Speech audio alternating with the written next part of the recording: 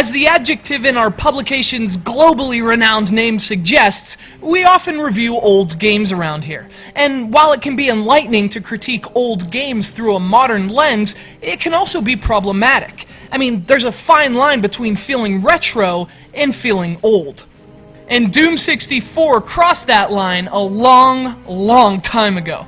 Of course, it's normal for a game released in 1997 to feel a little passé in 2010, but this is different.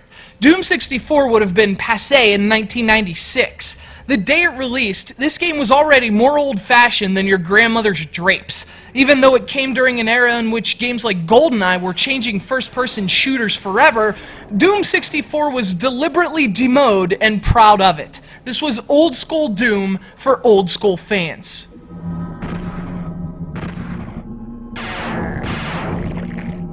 And that's why Doom 64 gets away with it. Even though the animations are jerky and the controls remind you why times have changed, Doom 64 is an exuberant slab of old-school brutality.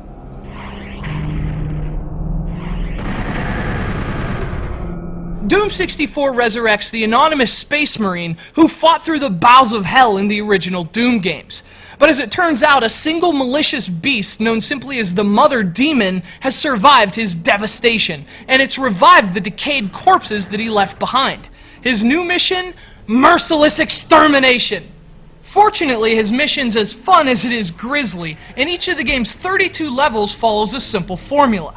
Find the exits and destroy anything that moves. Along the way, you'll need to find color-coded keys to access new areas and activate switches to open doors. Tasks which are much more challenging than they seem thanks to the gargantuan size and labyrinthine nature of Hell's hallways and corridors. Thankfully, the Space Marine brought a map. He also brought a shotgun, a rocket launcher, and a freaking plasma rifle. These and the 6 other weapons from the original are included in Doom 64, although in redesigned forms. But while they vary in ammunition and force, they all use the same archaic Doom control scheme, which only allows players to move forward and strafe.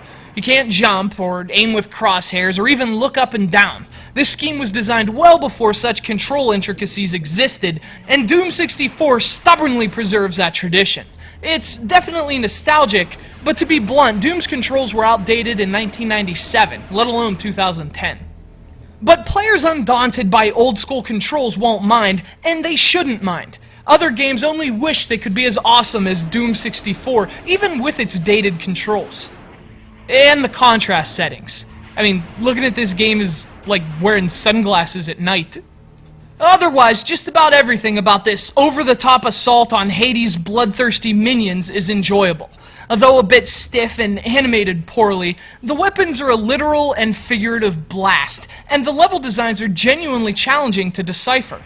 And despite being much darker than necessary, Doom 64 also looks good, especially the lighting effects and backgrounds, and the game's darkness and moodiness is amplified by its ambient soundtrack, an excellent alternative to background music. After all, there can be no melodies in hell.